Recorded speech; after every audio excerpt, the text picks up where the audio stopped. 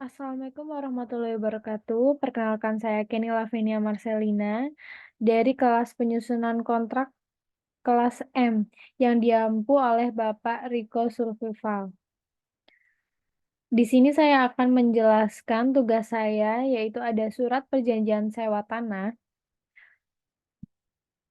dari pihak pertama yang bernama Hadit Atarik, tempat dan tanggal lahirnya Yogyakarta, 21 Mei tahun 2000. Pekerjaan wira swasta, alamat Jalan Anyelir nomor 17, Ngaglik, Sleman, DI, Yogyakarta. Nomor KTP atau SIM 3302347070001. Dalam hal ini bertindak atas nama diri pribadi yang selanjutnya disebut sebagai pihak pertama. Dan ada Pak Devli Setiawan yang lahir di Yogyakarta tanggal 20 Maret 2001. Pekerjaannya swasta, alamatnya Jalan Pandanaran nomor 5, Ngaglik, Sleman, Daerah Istimewa Yogyakarta, nomor KTP 220123505.007. Dalam hal ini bertindak atas nama diri pribadi yang selanjutnya disebut sebagai pihak kedua. Para pihak menerangkan terlebih dahulu. Di sini poin pertama, bahwa pihak pertama adalah yang paling berhak penuh dan pemilik sah sebidang tanah hak milik yang diuraikan dalam nomor sertifikat tanah 2324 yang terletak di alamat lengkap Jalan Begonia nomor 6, Ngaglik, Sleman, DI, Yogyakarta, seluas 75 meter persegi.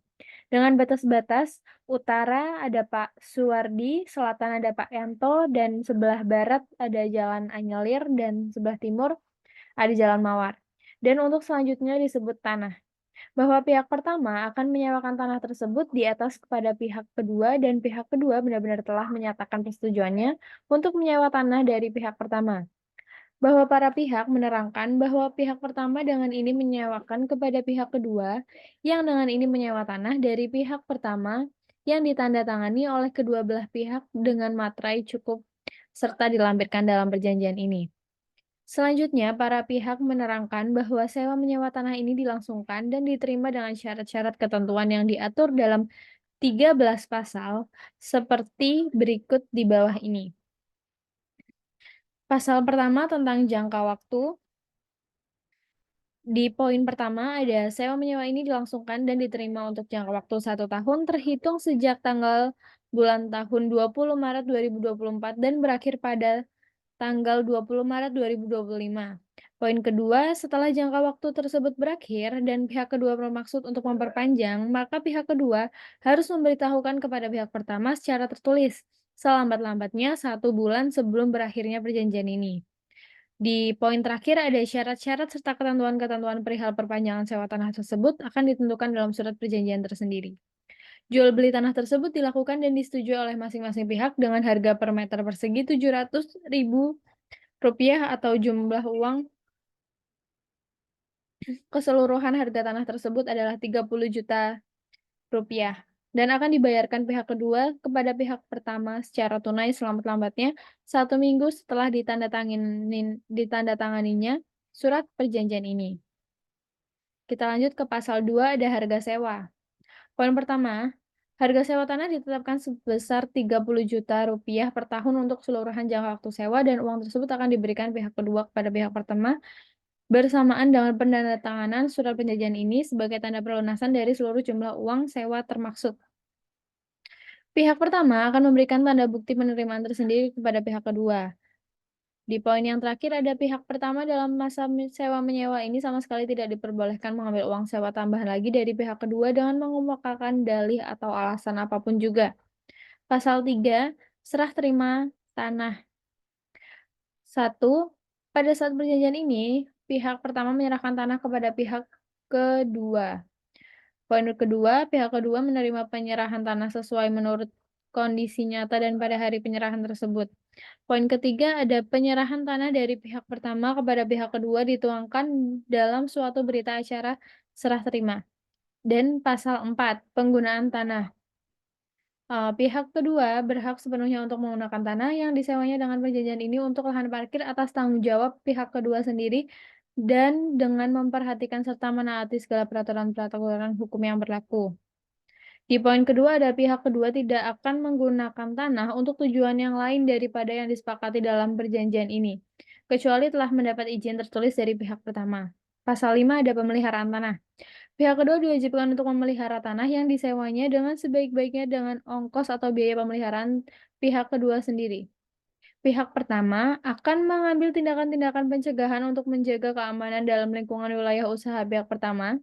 Namun pihak pertama tidak bertanggung jawab atas tindakan-tindakan pihak ketiga yang dapat menyebabkan kerugian kepada pihak kedua. Pasal 6 ada pengalihan sewa. Dalam masa berlakunya perjanjian ini, pihak kedua tidak diperbolehkan untuk menyewakan kembali sebagian atau keseluruhan tanah yang disewanya kepada pihak ketiga, kecuali jika mendapat izin tertulis dari pihak pertama yang dituangkan dalam suatu perjanjian pengalihan sewa menyewa tanah.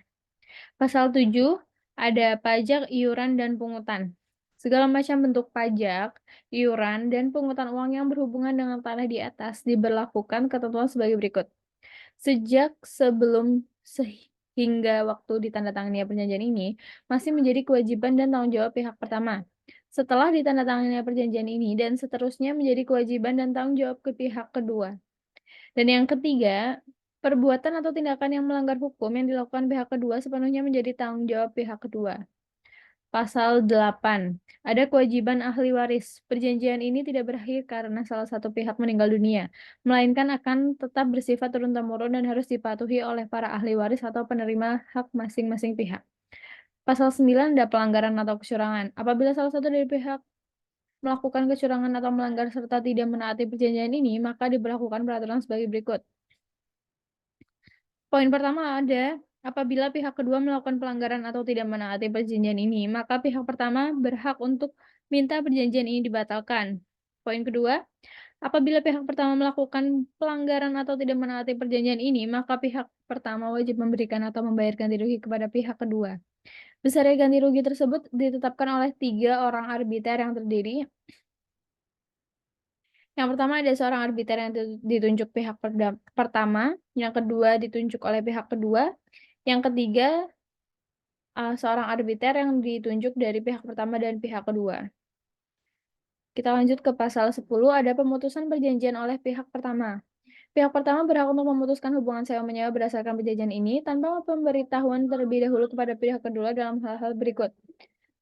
Apabila pihak kedua lalai membayar harga sewa, biaya perawatan, dan tagihan lainnya yang terhutang selama 2 bulan setelah pembayaran harga sewa atau tagihan tersebut jatuh tempo.